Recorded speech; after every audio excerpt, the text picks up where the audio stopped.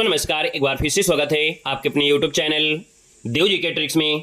तो दोस्तों यहाँ पर देख सकते हैं काफ़ी यहाँ पर कमेंट आ रहे थे कि सर जीके जीएस की क्लास लेकर आइए। तो आज यहाँ पर आपको जीके जीएस की क्लास लेकर आए हैं और इसमें आपके लगभग आपको 120 प्रश्न है, यानी आपके देखा जाए तो आपके 40 कुल मिला के 3 सेट लगभग आपके होंगे जो कि एक साथ आपके होंगे। और बेहतरीन क्वेश्चन हमने कंटेंट लिया है जो बहुत बेहतरीन आपके हैं। ये जीके जीएस की क्लास जो आपकी है ऐसी क्लास आपकी है जो कि आपकी परीक्षा के लिए बिल्कुल रामबाण है। हमने कहा भी है कि ये जो आपका लेवल है, आपका जो पेपर है हाई लेवल का होता है, लेकिन जीके जो आपकी होती है वो जीके हाई लेवल की नहीं होती है। जीके जो आपकी होती है वो ठीक ठाक आपकी होती है, यानी अगर हिंदी साहित्य की बात करें तो हिंदी साहित्य तो आपका लेवल का है क्योंकि वो आपका सिलेबस है, वही आपका सब्जेक्ट है। मेन सब्जेक्ट से आपने हिंदी वही किया होगा, आपने एमए किया होगा तो भी आपने हिंदी किया है। तो जो जीके होता है ये साइड में होता है, लेकिन जानकारी होना आवश्यक है। तो इसलिए जो आपके लेवल में पेपर में क्वेश्चन बनते हैं वो ऐसे ही बनते हैं, ठीक है ना। तो इसी प्रकार से मैं आपको 2-3-4 क्लासें हम आपको देंगे और इससे क्या होगा कि आपको 600-700-800 क्वेश्चन आपको करवा देंगे और लगभग जीके आपको यहीं से आपको मिल जाएगी। बाकी हिंदी साहित्य की जितने भी आपके वीडियो हैं सिलेबस में, है ना, वो सिलेबस के अकॉर्डिंग हमने टॉपिक वाइज आपको प्लेलिस्ट बना दिया, उसमें देख लीजिएगा। ऐप में नहीं जुड़े हैं तो ऐप में जुड़ सकते हैं, वहाँ पर आपको नोट्स यहाँ पर हिंदी साहित्य की 3-3, 4-4 प्रकार की नोट्स दी गई है, AI नोट्स भी दी गई है, हाँ टेस्ट सीरीज भी आपकी सुविधा की गई, तो उनके माध्यम से और भी अपनी तैयारी कर सकते हैं, ठीक है। तो चलिए सर स्टार्ट करते हैं, है ना। राधे राधे, नमस्ते, सभी को जय हिंद, वेलकम है, स्वागत है, सभी का अभिनंदन है। तो चले स्टार्ट किया जाए। चलो स्टार्ट करते हैं। पहला क्वेश्चन आपकी स्क्रीन पर और आपसे करा है, तो जी भारत का पहला आधिकारिक रूप से बाल विवाह मुक्त जिला इनमें से कौन सा है। देखिए भारत का पहला आधिकारिक रूप से बाल विवाह मुक्त जिला इनमें से कौन बना है। तो सर जी यहाँ पर याद रखना है ये जो आपका है बालोद जो कि आपका छत्तीसगढ़ का है, ये बाल विवाह मुक्त जिला आपका है, याद रखिए ऑप्शन आपका सी बनेगा। क्वेश्चन आपसे दिया गया है ड्रोन कवच अभ्यास किस राज्य में आयोजित किया गया है। तो ड्रोन कवच अभ्यास है दोस्तों, याद रखना ये आपके अरुणाचल प्रदेश में है, ऑप्शन आपका बी बन जाएगा। क्वेश्चन आपसे अगला पूछा गया है चक्रवात जो आपका है बुआ लोई ने किस देश को प्रभावित किया है।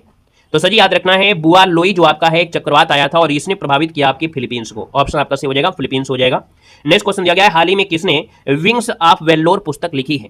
विंग्स ऑफ वेल्लोर जो पुस्तक लिखी है वो आपकी लिखा है स्वप्निल पाडी ने लिखा है, स्वप्निल ने लिखा है, ऑप्शन आपका ए बनेगा। क्वेश्चन आपसे दिया गया है कि कौन 500 अरब डॉलर की संपत्ति वाले पहले व्यक्ति आपके बन गए हैं। तो सर जी यहाँ पर देखा जाए तो ये आपके कौन बन गए हैं, एलन मस्क बन गए हैं, याद रखना एलन मस्क 500 अरब डॉलर की संपत्ति वाले पहले व्यक्ति आपके बन गए हैं, ऑप्शन आपका 20 का राइट हो जाएगा। क्वेश्चन आपसे अगला पूछा गया है कि हाल ही में किसने माई भारत मोबाइल एप्लीकेशन लॉन्च किया है। माई भारत मोबाइल एप्लीकेशन लॉन्च किया है, तो सर जी 6 का ऑप्शन आपका हो जाएगा, मनसुख मंडाविया ने किया है, मनसुख मंडाविया ने। क्वेश्चन आपसे अगला पूछा गया है हाल ही में पंडित छनुलाल मिश्र का निधन हो गया है, वो आपके कौन थे। तो सर जी छनुलाल जो आपके थे ना एक गायक थे आपके जिनका निधन हो गया है, ऑप्शन आपका ये बनेगा। नेक्स्ट क्वेश्चन दिया गया है हाल ही में किस देश ने 4 ई विजिट वीजा श्रेणियां शुरू किया है। यहाँ पर देखा जाए तो आप कहेंगे सर यहाँ पर जो आपका दिया है UAE है, UAE ने 4 नई विजिट कह सकते हैं वीजा श्रेणियां शुरू किया है, ऑप्शन आपका सी इसका राइट हो जाएगा। क्वेश्चन आपसे अगला पूछा गया है हाल ही में किसने 62वीं राष्ट्रीय शतरंज चैंपियंस जीता है।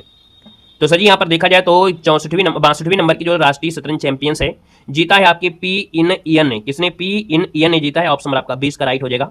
नेक्स्ट क्वेश्चन दिया गया है भारत और कौन सा देश है जो सीधी हवाई सेवाएं शुरू करने पर सहमति आपका हुआ है। तो सर जी यहाँ पर देखा जाए तो सीधी हवाई सेवाएं शुरू करने में सहमति जता दिया है ये भारत और आपका चीन है, यानी ऑप्शन आपका सर जी क्या हो जाएगा, यहाँ पर सी नंबर इसका सर जी राइट हो जाएगा। पंचायती राज प्रणाली में पंचायत समिति किस स्तर पर गठित की जाती है। यहाँ पर देखा जाए तो आपका जो आंसर हो जाएगा सर जी आपका आंसर आपका बी हो जाएगा सर, ये आपके खंड स्तर पर है, यानी जो पंचायत समिति है, पंचायत समिति जो आपकी है वो आपकी खंड स्तर पर होती है, यानी खंड में जो आपका आता है ब्लॉक आता है, तो आप कहेंगे सर जी खंड या ब्लॉक स्तर पर पंचायत समिति का गठन होता है। और याद होगा कि पंचायती समिति के सदस्य होते हैं इनका चुनाव आम जनता करती है, यानी जनता द्वारा प्रत्यक्ष रूप से होता है।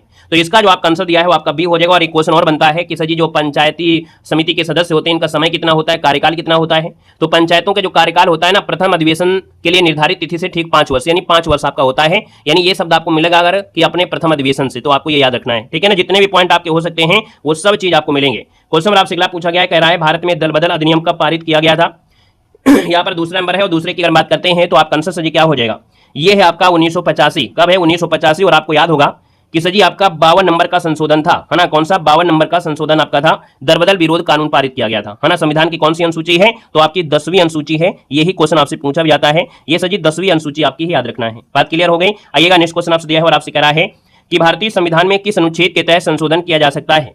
तो दोस्तों याद रखना है कि भारतीय संविधान में संशोधन करने के लिए कुछ प्रावधान किए गए हैं, जो कि आपका आंसर हो जाएगा 368 हो जाएगा, ऑप्शन नंबर आपका डी हो जाएगा। ये जो संविधान में संशोधन प्रक्रिया है वो आपकी कहां से ली गई है, दक्षिण अफ्रीका से ली गई है। कहां से ली गई है सर जी, दक्षिण अफ्रीका से ली गई है, दक्षिण अफ्रीका से ली गई है, ठीक है ना। तो ये भी आपको पॉइंट क्या होगा, याद रहेगा। अगला क्वेश्चन आपसे दिया गया और आपसे कह रहा है कि भारत के मुख्य निर्वाचन आयुक्त की पदावधि किस उम्र तक होती है। यहाँ पर देखा फोन नंबर दिया है और आप कहेंगे सर जी यहाँ पर जो मुख्य निर्वाचन आयुक्त होता है इसकी पदावधि होती है आपकी 65 वर्ष या आपका यहाँ पर कह सकते हैं 6 वर्ष, यानी जो भी आपका हो जाए, क्योंकि कोई 64 साल में इस पद में बैठेगा तो 2 ही साल कार्य करेगा, यानी 65 साल के बाद नहीं कर सकते हैं। तो जो भी आपका पहले आ जाए 65 या 6 है ना, यानी देखा जाए तो आपका जो आंसर हो जाएगा उससे इसका राइट हो जाएगा, ठीक है ना। और जो मुख्य निर्वाचन आयुक्त हैं वो सर्वोच्च न्यायालय के न्यायाधीशों के समक्ष ही होते हैं। यहाँ पर आगे बढ़ते, अच्छा नियुक्ति कौन करता है? राष्ट्रपति करता है। क्वेश्चन आपसे अगला है कि कौन सी संस्था संवैधानिक आपकी नहीं है? तो सर जी यहाँ पर देखा जाए संवैधानिक नहीं, यानी संविधान में उसका उल्लेख आपको नहीं किया गया था जब आपका संविधान बना था। तो यहाँ पर देखा जाए राज्य वित्त आयोग है, राज्य निर्वाचन है, जिला पंचायत है, लेकिन सर जी जो आपका मानव अधिकार है, यहाँ पर याद रखना मानव अधिकार जो आयोग है ना, ये बहुत बाद में आया था, है ना। एक मानव अधिकार संरक्षण आपका पारित किया गया था, ये सर जी आपके 1993 में, ठीक है, 1993 में प्रावधान किया गया था। और 12 अक्टूबर, ठीक है, 12 अक्टूबर 1993 को ये कह सकते हैं संवैधानिक संस्था नहीं है। तो यहाँ पर देखा जाए तो आपका जो आंसर है आपका सर जी ये नंबर है, राइट हो जाएगा। नेक्स्ट क्वेश्चन आपसे दिया गया है कि निम्नलिखित राज्यों या संघ राज्यों में से कौन पाकिस्तान से सीमा नहीं बनाता है? अब आपको याद होगा कि पाकिस्तान से सीमा बनाने वाले में पंजाब, राजस्थान, गुजरात, जम्मू कश्मीर का नाम आता है, लेकिन सर जी यहाँ पर देखा जाए तो आप कहेंगे सर यहाँ पर जो आंसर आ गया है वो आपका हिमाचल प्रदेश आपका नहीं होगा, ऑप्शन नंबर आपका फर्स्ट इसका राइट हो जाएगा। अब यहाँ से देखा जाए तो आपका भारत और पाकिस्तान के बीच रेखा पूछ लेता है तो रेड क्लिफ रेखा आपकी हो जाएगी, ठीक है। अगला क्वेश्चन आपसे दिया गया है कि निम्नलिखित में से कौन राज्य सर्वाधिक राज्यों से सीमा स्पर्श करता है? तो यहाँ पर देखा जाए तो सर जी जो आपका उत्तर प्रदेश आपका है ना, जो उत्तर प्रदेश आपका है ये देखा जाए तो आपके हिमाचल प्रदेश है ना, हरियाणा, बिहार, उत्तराखंड, मध्य प्रदेश, राजस्थान, झारखंड है ना, छत्तीसगढ़, दिल्ली, यानी 8 राज्यों और एक केंद्र शासित प्रदेश से ये सबसे ज्यादा सीमा बनाता है। ऑप्शन नंबर आपका डी इसका राइट हो जाएगा। क्वेश्चन नंबर आपसे अगला पूछा गया है पुदुचेरी का विभाजन क्षेत्र किस राज्य में आपका नहीं है?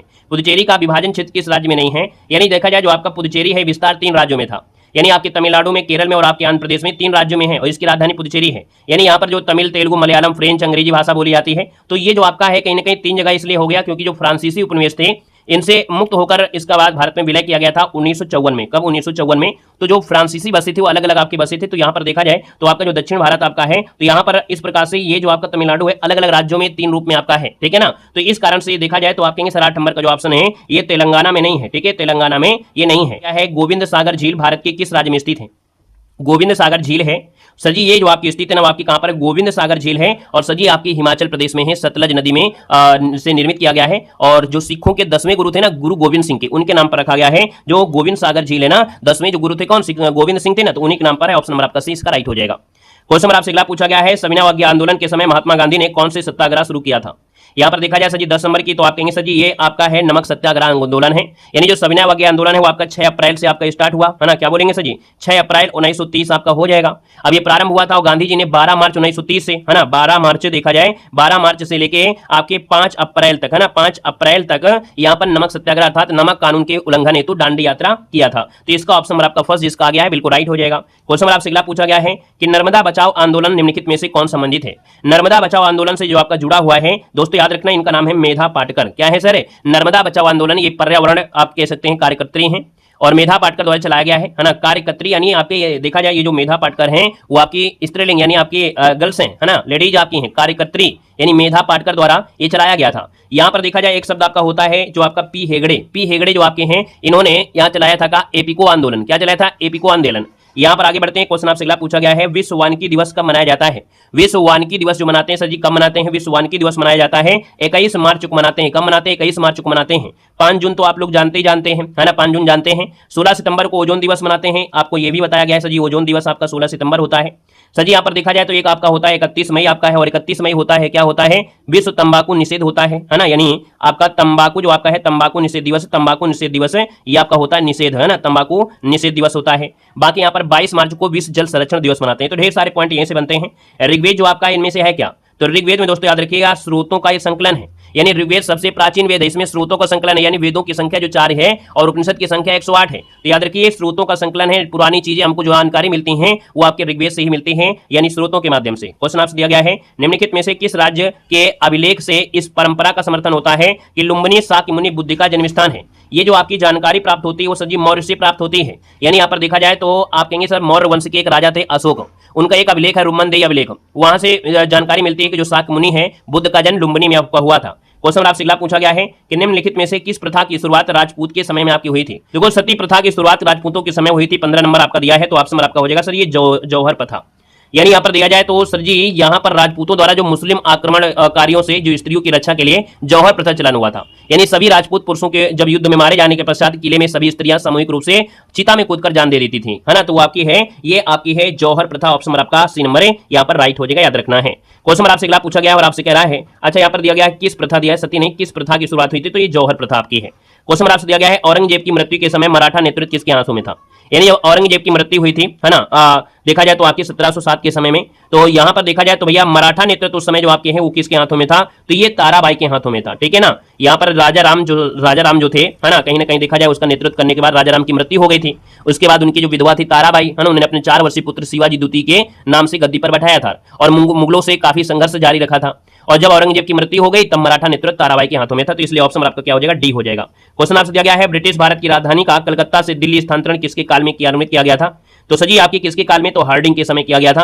यानी वायसराय हार्डिंग के समय राजधानी कलकत्ता से दिल्ली स्थानांतरित किया गया था, जो कि जॉर्ज पंचम और महारानी जो आपकी आई थी, है ना, भारत बुलाया गया था। तो दिल्ली दरबार का भव्य स्वागत किया गया था, है ना, और इसे दिल्ली दरबार द्वितीय के नाम से जाना भी जाता है। तो यहाँ पर देखा जाए इसी दरबार में बंगाल विभाजन को रद्द किया गया था ना, और राजधानी स्थानांतरित की गई थी, घोषणा हुई थी। क्वेश्चन यार रॉलेट एक्ट किस वायसराय के कार्यकाल में हुआ था, रॉलेट एक्ट लिया गया है। रॉलेट एक्ट आया था लॉर्ड चेम्सफोर्ड के समय। यानी लॉर्ड चेम्सफोर्ड जो आपका है ये आपके देखा जाए तो 1916 से लेकर देखा जाए तो आपके 1921 तक आपका समय रहा है, ये कार्यकाल रहा है, और 1919 में रॉलेट एक्ट पारित हो गया था।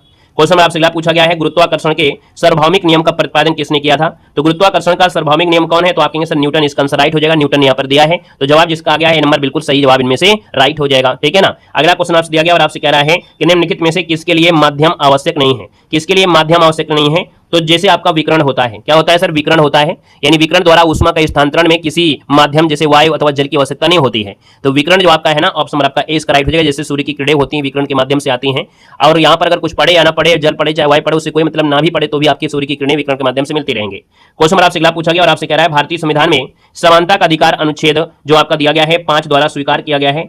क्वेश्चन आपका जो 21 दिया गया है 21 नंबर में, तो ये आप इसको हटा दीजिएगा, समानता का अधिकार अनुच्छेद द्वारा स्वीकृत आपका है।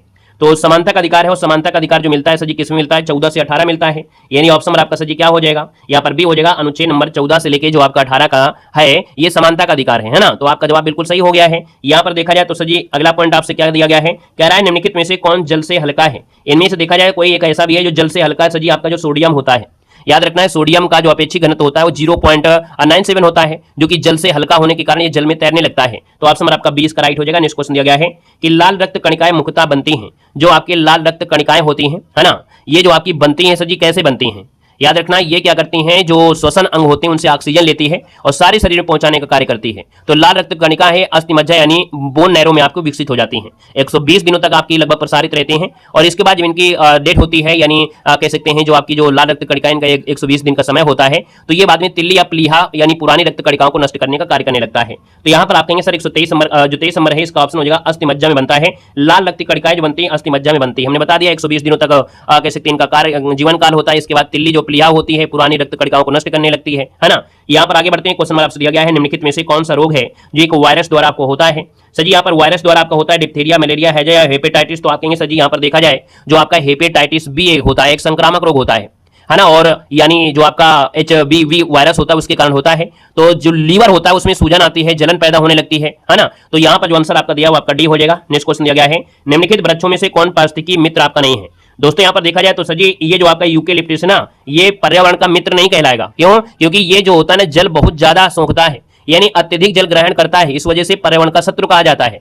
और इसको कह सकते हैं जिस स्थान पर लगाएंगे वहां पर मिट्टी का जो जल स्तर होता है काफी नीचे चला जाता है। यानी अगर वहां पर अगर लगा हुआ है लिप्टस यानी जो यूकेलिप्टस है, तो वहां पर जो जल स्तर होता है वह काफी नीचे चला जाता है। तो ऑप्शन आपका बी हो जाएगा। नेक्स्ट क्वेश्चन दिया गया है कि भोपाल गैस त्रासदी से संबंधित यौगिक का नाम क्या है। तो सर जी भोपाल गैस त्रासदी आपके 1984 को आपको हुई थी, है ना, और 1984 में हुई थी भोपाल में जो यूनियन कार्बाइड नामक जो कंपनी थी, मेथाइल आइसोसाइनाइट, एक मेथाइल आइसोसाइनाइट, ये जो ऑप्शन आपका दिया सी नंबर है ये राइट हो जाएगा। ये एक गैस चैम्बर आपका था, इसमें जब पानी का मिलन हुआ यानी जो सफाई चल रही थी तो चैम्बर से पानी खोला गया और यहाँ पर जो भट्टी थी इसमें पहुंचने के लिए एक बनाया जाता है वाल्व, और वो वाल्व इन्होंने बंद नहीं किया, तो ये गैस क्या हुई, पानी के साथ रिएक्शन कर लिया और इसके बाद भयंकर टेम्परेचर बढ़ा और टेम्परेचर बढ़ने के बाद विस्फोट हो गया। बहुत लोगों की यहाँ पर मृत्यु हुई थी और काफी लोग पीड़ित भी हैं। यहाँ पर देखा जाए MIC यानी मिथाइल आइसोसाइनाइड, ऑप्शन आपका सी यहाँ पर राइट हो जाएगा। क्वेश्चन आपसे अगला पूछा गया है कि नाभिकीय ऊर्जा का उपयोग प्रायः कारक है, यानी नाभिकीय ऊर्जा जो आपका दिया है 27 नंबर में, तो सर जी आपका आंसर आपका हो जाएगा ऊष्मीय प्रदूषण है। यानी नाभिकीय ऊर्जा का उपयोग प्रायः जो आपका है आपका ऊष्मीय प्रदूषण है, यानी वायु जल ध्वनि, तो आपका यानी ऊष्मीय आपका है, तो आपका आंसर आपका सी नंबर इसका राइट हो जाएगा। क्वेश्चन दिया गया है अधूरे प्रज्वलन के कारण मोटर कार व सिगरेट से निकलने वाली रंगहीन गैस जो आपकी है कौन सी है। तो देखा जाए जो आपका ईंधन का दहन अगर अच्छे से नहीं होता है, आप देखते हैं बहुत ऐसी गाड़ियां होती जो धुआं दिया करती हैं, यानी कि उनका जो कह सकते हैं कि जो ईंधन है वो अच्छे से जल नहीं पाता, इसलिए वो धुआं देती हैं। तो यहाँ पर देखा जाए सर जी जो आपका 28 नंबर दिया है, तो आप कहेंगे सर ये आपका होता है कार्बन मोनोऑक्साइड, जो कि बहुत घातक होता है, बहुत घातक आपका होता है ना। तो जो कार्बन मोनोऑक्साइड होता है ये रक्त के हीमोग्लोबिन के साथ क्रिया करता है और एक स्थायी यौगिक बना देता है ना, और हीमोग्लोबिन ऑक्सीजन तक नहीं पहुंचने देता है, तो ये कहीं ना कहीं बहुत खराब होता है, शरीर के लिए बहुत घातक होता है। क्वेश्चन आपसे अगला पूछा गया है कि एक पारिस्थितिकी तंत्र में ऊर्जा की मात्रा एक पोषण स्तर के अन्य स्तर में स्थानांतरण के पश्चात होती है।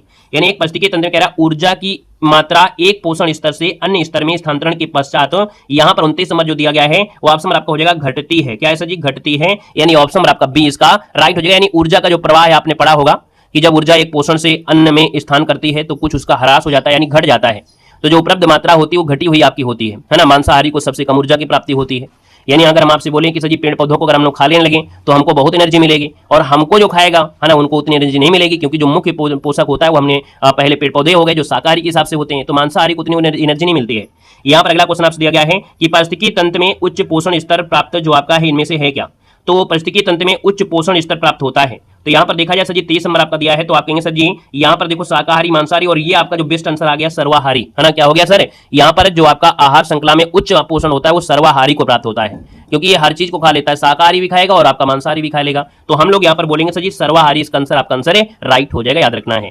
क्वेश्चन आपसे अगला पूछा गया है कि जीएसटी किस प्रकार का कर है। तो सर जी जीएसटी जो आपका है किस प्रकार का है, तो आप कहेंगे सर ये तो आपका अप्रत्यक्ष कर है ना। जीएसटी जो आपका है ये अप्रत्यक्ष कर है, और इस बार को जीएसटी से क्वेश्चन बन सकता है ना, क्योंकि आपके जीएसटी की जो स्लैब थी आपकी पहले 4 थी, अब आपकी 2 हो गई हैं, तो कहीं ना कहीं उससे आपको बनेगा, तो अलग से मैं आपको पढ़ा देंगे। हालांकि आप जीएसटी पढ़कर जाइएगा अच्छे तरीके से, है ना, क्योंकि क्वेश्चन अब आपकी फिर से यहाँ पर परिवर्तन होंगे, क्योंकि आप लोगों ने जीएसटी महोत्सव का लाभ अच्छे से ले लिया होगा, है ना, दीपावली में, तो कहीं ना कहीं अब आपको उनको जानकारी आपको होना चाहिए एग्जाम के लिए। अगला क्वेश्चन आपसे दिया गया है कि भारत में निर्धनता के स्तर का आकलन किया जाता है। तो देखो भैया यहाँ पर क्वेश्चन जो आपका 32 नंबर दिया गया है, निर्धनता का जो होता है ना वो परिवार के उपभोग व्यय के आधार पर होता है। डेली ऐसा क्वेश्चन आपको मिल रहा है घुमा घुमा कर, तो भैया यहाँ पर परिवार में उपभोग जो आपका व्यय है उसी के आधार पर निर्धनता का आकलन कर सकते हैं। अगला क्वेश्चन दिया गया है कि जनगणना 2011 के अनुसार निम्नलिखित में से किस भारतीय राज्य में महिला साक्षरता न्यूनतम आपकी है, यानी कम पढ़ी लिखी महिलाएं हैं। और यहाँ पर देखा जाए तो सजी जो आपका दिया गया है उत्तर प्रदेश, राजस्थान, केरल और आंध्र प्रदेश, है ना। अब बिहार यार का नाम नहीं आ रहा है, तो आप क्या बोलोगे यहाँ पर 33 नंबर में, तो सजी ये जो आपका दिया गया ना राजस्थान जो दिया गया है ना, याद रखना है जो आपका राजस्थान आपका दिया गया है इनमें से, है ना, राजस्थान वो आपका 52 लगभग 52.1% आपका है जो भारत में, वैसे आपका भारत में बिहार हो जाता, लेकिन अब बिहार तो ऑप्शन में है नहीं है। क्वेश्चन आपसे अगला पूछा गया है कि मुद्रा और वित्तीय मामलों में सरकार का वित्तीय अभिकर्ता और सलाहकार इनमें से कौन होता है। तो सर जी यहाँ पर देखा जाए ये जो आपका होता है यहाँ पर जो दिया है आरबीआई होता है, यानी यहाँ पर देखा जाए जो आपका रिजर्व बैंक ऑफ इंडिया है, देश का केंद्रीय बैंक है ना, और बैंकों का बैंक कहा जाता है। 1926 में एक हिल्टन यंग समिति की अनुशंसा पर भारतीय रिजर्व बैंक अधिनियम पारित किया गया था, 1935 में इसकी स्थापना हुई थी। तो यहाँ पर देखा जाए तो सजी आपका देश में जो मौद्रिक नीति का निर्धारण होता है ना इसी के आधार पर होता है, बैंकों का बैंक, मुद्रा और वित्तीय मामलों में सरकार का विकर्ता और सलाहकार होता है। अगला क्वेश्चन आपसे दिया गया और आपसे कह रहा है निम्नलिखित में से कौन आपका सुमेलित नहीं है, 35 नंबर दिया गया है। तो हमने कहा सजी यहाँ पर अदरक जो आपका होता है एक राइजोम है, केसर एक बीज दिया है। तो सजी केसर क्या एक बीज होता है क्या, केसर एक मसाला है जो पौधे के पुष्प की वर्तिका से होता है, यानी यहाँ पर देखा जाए तो आपका ये पुष्प की वर्तिका होती है, पुष्प की जो वर्तिका होती है, वर्तिका है ना वो आपकी है, इसलिए बी नंबर आपका गलत हो जाएगा। अफीम ये अफीम की डूडी होती है, यानी जो आपका कच्चा फल होता है ना, उससे यहाँ पर जो कच्चा फल होता है उससे दूध निकलता है, बाद में जो अफीम जब पक जाती है उसके अंदर आपके दाने निकलती है, इनको पोस्ता कहते हैं, है ना। तो ये अफीम की डूडी हो गई, और सन जो आपका एक तना हो गया, तो ऑप्शन आपका बी यहाँ पर सही नहीं है। अगला दिया है अर्थशास्त्र के जनक के रूप में किसे जाना जाता है। तो अर्थशास्त्र के जनक जो आपके हैं कौन है, तो आप कहेंगे एडम स्मिथ है, ऑप्शन आपका बी हो जाएगा, एडम स्मिथ बनेगा। क्वेश्चन आपसे दिया गया है कि द वेल्थ ऑफ नेशंस नामक पुस्तक जो लिखा है वो किसने लिखा है। द वेल्थ ऑफ नेशंस जो पुस्तक है वो लिखा किसने है, तो आपके एडम स्मिथ ने लिखा है, ऑप्शन आपका सी यहाँ पर राइट हो जाएगा। नेक्स्ट क्वेश्चन दिया गया है कि भारतीय अर्थव्यवस्था के संदर्भ में उदारीकरण का जनक जो कहा जाता है वो किसको कहा जाता है। तो सर जी उदारीकरण का जनक जो कहते हैं किसको कहते हैं, तो डॉक्टर मनमोहन सिंह को कहा जाता है उदारीकरण का जनक, ऑप्शन आपका बी बनेगा। क्वेश्चन आपसे अगला पूछा गया है कि अर्थशास्त्र में नोबेल पुरस्कार पाने वाले पहले भारतीय अर्थशास्त्री इनमें से कौन थे। तो याद रखना अर्थशास्त्र में जो नोबेल पुरस्कार मिला था वो आपके अमर्त्य सेन को मिला था, यानी जो ऑप्शन नंबर आपका बी है वो आपका जवाब राइट हो जाएगा। क्वेश्चन आपसे अगला पूछा गया है, कीमत और मांग के बीच संबंध कैसा होता है? अगर हम कीमत यहां पर क्या कर दें, कम कर दें, तो आप लोग ज्यादा लेंगे। यानी अगर एक कोर्स की बात करें, किसी चीज की बात करें, कोई प्रोडक्ट की बात करें, जब अगर सस्ता हो जाता है तो लोग ज्यादा लेते हैं। यानी इन दोनों के बीच जो आपका संबंध होता है वो हमेशा क्या होता है, नकारात्मक होता है। ऑप्शन नंबर आपका सी हो जाएगा, नकारात्मक हो जाएगा, सी नंबर आपका बनेगा। ठीक है ना। अगला क्वेश्चन दिया गया है कि नई दिल्ली में यहां पर दिया है NIELIT डिजिटल यूनिवर्सिटी लॉन्च किया गया है। यहाँ पर करंट अफेयर के क्वेश्चन आपके होते हैं, लास्ट में 10 क्वेश्चन जो आपको मिलेंगे वो आपके करंट अफेयर के होते हैं। तो सर जी यहाँ पर जो किया है नई दिल्ली में ये डिजिटल यूनिवर्सिटी लॉन्च किया है और ये किया है अश्विनी वैष्णव ने। ऑप्शन नंबर आपका सी बनेगा। क्वेश्चन आपसे अगला पूछा गया है, कह रहा वेट लिफ्टिंग के विश्व चैंपियंस में मीराबाई चानू ने कौन सा पदक जीता है? तो याद रखना इन्होंने जीता है वो आपके रजत पदक जीता है, यानी वेट लिफ्टिंग में मीराबाई चानू ने रजत पदक जीता है। क्वेश्चन आपसे अगला पूछा गया है कि हाल ही में दुनिया का सबसे ऊंचा पुल किस देश में खोला गया है? तो दोस्तों याद रखना है ये दुनिया का सबसे ऊंचा आपका है जो आपका चीन है। क्या है? चीन। इसका आंसर आपका सी आपको बताना है। ये अक्टूबर माह की बात है, याद रखना अक्टूबर माह में है। यहाँ पर अगला क्वेश्चन आपसे दिया गया है कि एशियाई टेबल टेनिस चैंपियंस 2025 का ब्रांड एम्बेसडर किसको नियुक्त किया गया है?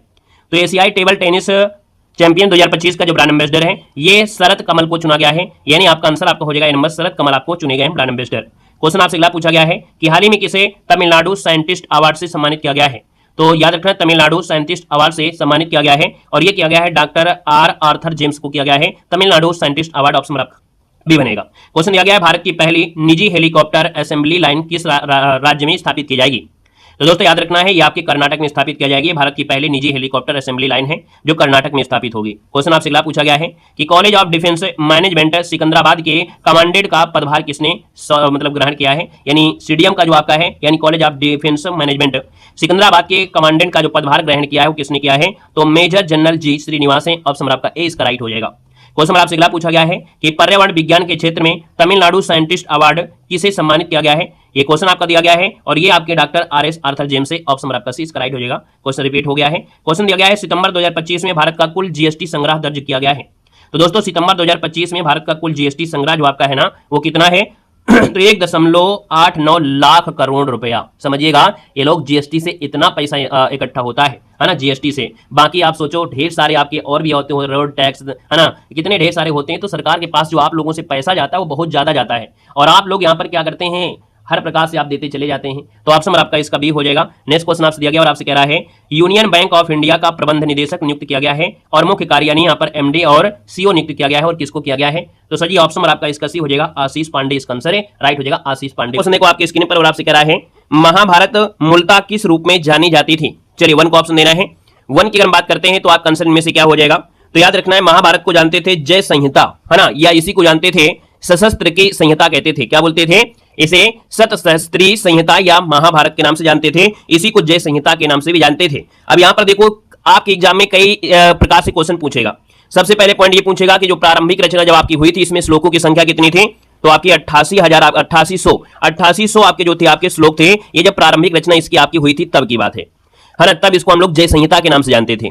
महाभारत का दूसरा संस्करण जो आया था भारत है ना, जिसमें श्लोकी की संख्या कितनी हो गई? 24,000 हो गई। कितनी हो गई? 24,000 हो गई। वर्तमान में जो महाभारत है उसमें 1 लाख श्लोक है। कितने हैं? 1 लाख श्लोक है और ये इनका अंतिम है, यानी जो आपका महाभारत का वर्तमान में है तो वो 1 लाख श्लोक आपके हैं और ये इनका अंतिम संस्करण है जिसे हम लोग सतसही संहिता या महाभारत कहते हैं। याद रखना है। तो ये जो नाम आया है ना ये समय के अनुसार इसका नाम आया है। पहले इसका नाम जय संहिता था, तब श्लोकों की संख्या 8800 थी। भैया जब ये और बड़ा हुआ तो इसको भारत कहा गया और श्लोकों की संख्या 24,000 आपकी हो गई। जब इसमें संख्या आपकी श्लोकों के 1 लाख श्लोक हो गए तब इसको सतसही संहिता या महाभारत कहा गया है। हमारे वीडियो देखने का मतलब होता है नॉलेज आपको पूरा मिलना चाहिए। अगर एग्जाम में क्वेश्चन कहीं से निकल के आता है तो आपको एग्जाम में छाप के आना है, ये बात को याद रखना है। ठीक है ना, बात क्लियर हो गई। आइएगा नेक्स्ट क्वेश्चन को आते हैं। क्वेश्चन आपसे अगला पूछा है उत्तर प्रदेश में बौद्ध और जैनियों दोनों की प्रसिद्ध तीर्थस्थली आपकी बताना है। तो दोस्तों यहां पर याद रखना ये जो आपका है कौशाम्बी है। आप लोग इलाहाबाद गए होंगे यानी प्रयागराज गए होंगे, तो प्रयागराज का जो दक्षिण पश्चिम आपका लगभग 33 मील दूर आपका है ना, एक जगह पड़ती है कोसम है ना। क्या पड़ता है? कोसम आपकी जगह पड़ती है कोसम। ये जो आपकी जगह है वो आपकी कोसम है और प्राचीन काल का जो कौशाम्बी यही आपका हुआ करता था। जो नगर जो है ये जैन और बौद्ध दोनों की तीर्थस्थली आपकी है। ऐसा क्यों है? क्योंकि महात्मा बुद्ध ने इस नगर में जाकर कई बार धर्मोपदेश दिया है और लोगों को अपना शिष्य बनाया है। तो इसको ऑप्शन आपका बी नंबर राइट हो जाएगा। नेक्स्ट क्वेश्चन आपसे दिया गया और आपसे कह रहा है कि कृष्णदेव राय के दरबार में अष्ट दिग्गज आपके कौन थे? तो साथ ही यहाँ पर याद रखना है कृष्णदेव राय जो आपके थे दक्षिण भारत के थे, और दक्षिण भारत की बात करते हैं तो 8 तेलुगु कवि, है ना, क्या बोलेंगे, 8 तेलुगु कवि आपके थे, यानी 8 महान विद्वान होते थे जिन्हें अष्टदिग्गज कहते थे, है ना। और देखा जाए तो इनके शासनकाल को तेलुगु साहित्य का स्वर्ण युग भी कहा गया है, यानी देखा जाए तो कृष्णदेव राय के शासनकाल को, है ना, तेलुगु साहित्य का स्वर्ण युग भी कहा गया है। और याद रखना एक पॉइंट होता है कि सर इन्होंने एक उपाधि धारण किया था, इस उपाधि का नाम है आंध्र भोज। क्या नाम है, यहां पर याद रखना है आंध्र भोज की उपाधि भी इन्होंने धारण किया था, इस बात को भी याद रखना है। क्लियर हो रहा है। अगले क्वेश्चन को आते हैं। क्वेश्चन आपसे अगला पूछा गया है, निम्न में से किसने निकास के सिद्धांत का प्रतिपादन किया था। निकास का सिद्धांत इसी को बोलते हैं धन का जो निर्गमन है ना, धन का निर्गमन आपका बहिर्निर्गमन कहते हैं। तो सर जी यहां पर देखा जाए तो ये आपके हैं दादा भाई नौरोजी, जिनको द ग्रैंड कह सकते हैं grand old man of India के नाम जानते हैं। इन्होंने एक किताब लिखा था property and British rule India, जो कि आप सभी लोग जानते हैं, है ना, उसमें धन निष्कासन के सिद्धांत को यहां पर बताया था। आइएगा नेक्स्ट क्वेश्चन को आते हैं। क्वेश्चन आपसे अगला पूछा गया और आपसे कह रहा है कि कूका आंदोलन की न्यू जो आपकी पड़ी थी, कूका आंदोलन जो आपका चला था सर जी आपकी पंजाब में चला था ना। पंजाब जो आपका एक आरंभिक स्वरूप हुआ करता था, बाद में ये राजनीतिक विद्रोह हो गया था। और ये पंजाब में जो आपका हुआ था वो आपकी 1840 ईस्वी में हुआ था। 1840 में नाम एक सुना होगा भगत जवाहर मल, है ना, आपने एक नाम सुना होगा भगत जवाहर मल का नाम सुने होंगे। ये इस आंदोलन से आपके जुड़े थे। बात क्लियर हुई। अगला क्वेश्चन आपसे अगला पूछा गया है और आपसे कह रहा है, किसने कहा था दरो दीवार पे हसरत की नजर करते हैं, खुश रहो अहलवे वतन हम तो सफर करते हैं। ये जो आपकी पंक्ति है वो कहा किसने था, तो यहां पर याद रखना ये कहा था वाजिद अली शाह ने कहा था। वाजिद अली शाह जानते हैं कौन है, ये जो आपके वर्तमान में लखनऊ है, इसी को पहले अवध कहते थे, तो अवध के शासक थे, उन्होंने यहां पर यह कहा था। यानी भारतीय क्रांतिकारियों द्वारा इस नज्म का प्रयोग जेल में जब बंदी रहने के दौरान और फांसी दिए जाने पर आपका किया गया था। तो ऑप्शन नंबर आपका डी इसका राइट हो जाएगा। नेक्स्ट क्वेश्चन आपसे दिया गया है कि 1915-16 में 2 होम रूल लीग आरंभ की थी इसके नेतृत्व में। यानी देखा जाए होम रूल लीग आपको याद होगा कि सर जी आपके 1916 में, है ना, 1916 में, और एक 1916 ये भी है, लेकिन यहां पर आपका परिवर्तन है आपके माह का। यानी सर जी आपका एक आपका अप्रैल माह में है ना, एक अप्रैल माह है, दूसरा जो आपका है वो आपका सितंबर माह है। अब यहां पर देखा जाए तो एनी बेसेंट ने अपनी अपनी होम रूल की स्थापना किया, यानी तिलक ने आपके अप्रैल में किया था, याद रखिए तिलक ने इसने किया था, और एनी बेसेंट ने जो किया था वो आपके सितंबर 1916 में किया था, है ना। तो इस बात को याद रख लेना है। तिलक ने मराठा और केसरी नामक अपनी अपनी लीग का प्रचार भी किया था, ठीक है ना। आइएगा नेक्स्ट क्वेश्चन कराते हैं। इसका मतलब आपका आंसर क्या हो गया 7 नंबर में, यहां पर आंसर आपका हो गया तिलक और एनी बेसेंट, राइट आंसर हो जाएगा। क्वेश्चन आपसे अगला पूछा गया और आपसे कह रहा है कि भारत के प्रथम और अंतिम भारतीय गवर्नर जनरल में से कौन थे।